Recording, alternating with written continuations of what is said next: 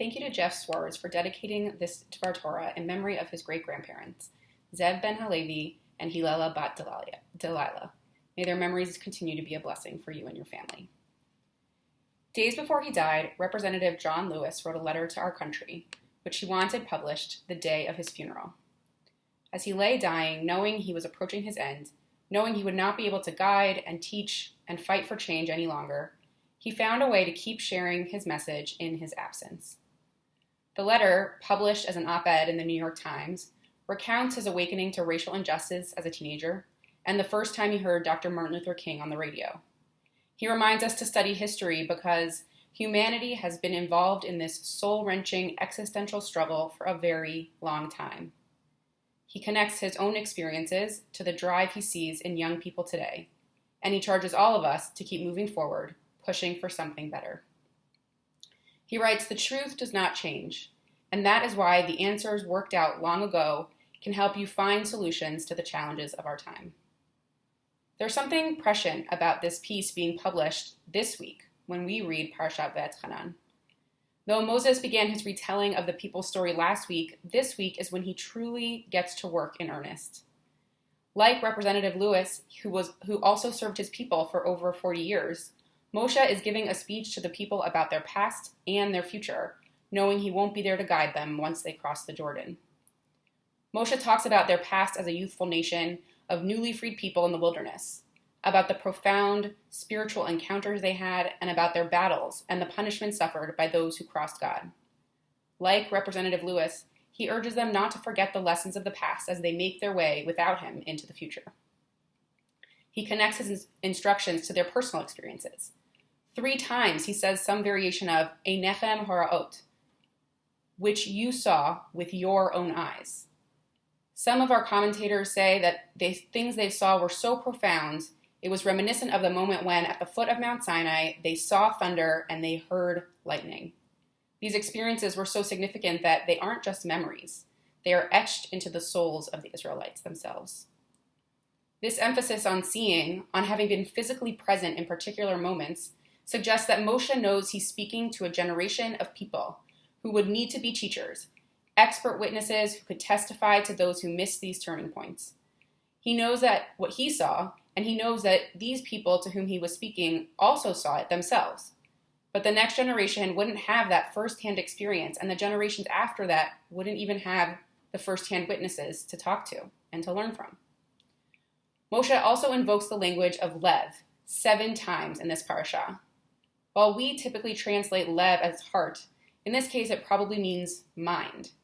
When he says, "Don't forget what you saw with your eyes," he follows it with, "Don't let it fade from your lev, from your mind." Witnessing something is a full body-spirit activity in Moshe's instructions. He tells them not just to remember, but to keep their memories at the fore, carved into their emotional centers. He tells us, in what we have come to know as the Shema, to love God b'chol levavcha u'b'chol nafshecha u'b'chol me'odecha, with our minds, with all of our souls, and with all of our might. And this, like the other instructions connected to witnessing and to lev, is followed with a reminder to teach it to the next generation, to teach the stories, to teach the love, to teach the special relationship with God, to the young and to the old who did not witness the thunder at Mount Sinai, who did not see the devastation of those who did not keep their faith in God. Although biblical Hebrew would have us translate lev as mind, we must also translate it as heart. Moshe isn't speaking merely to the intellectual, logical parts of the Israelites before him.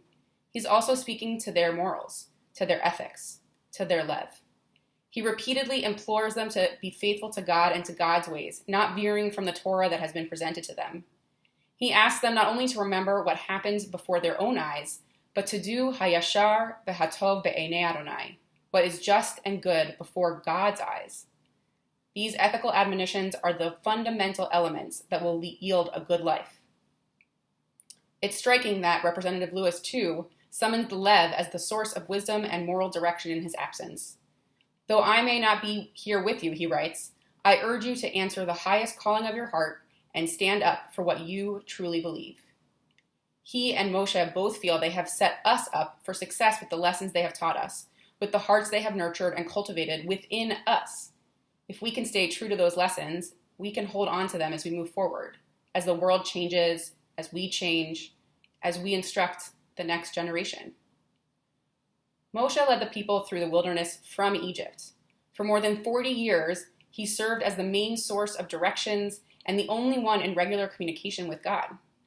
This speech was likely as comforting for those people who had followed him to hear as it was for Moshe to give. They needed the reassurance of how things would work when he wasn't there to lead, how they would know what to do and how to live. Throughout this parasha and the book of Dvarim, Moshe assures them, you have the knowledge inside of you, and you are so full of wisdom that, in fact, you will now be the teachers for the next generation. This Shabbat is known as Shabbat Nachamu, a Shabbat where we are comforted after our commemoration of Tisha B'Av, and 3 weeks of mourning and rebuke. On the 9th of Av, we mourn the destruction of the temple, and on the Shabbat immediately following, we are reassured. There's a midrash about the time immediately following the destruction of the temple that parallels the emotional transition taking place in our parsha. Once, Rabbi Yochanan ben Zakkai left Jerusalem. Rabbi Yehoshua followed him.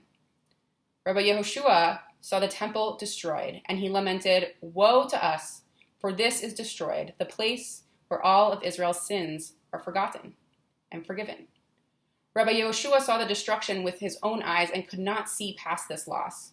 Without being able to bring sacrifices to the temple, he worried that the people would never be free of the burden of their sins.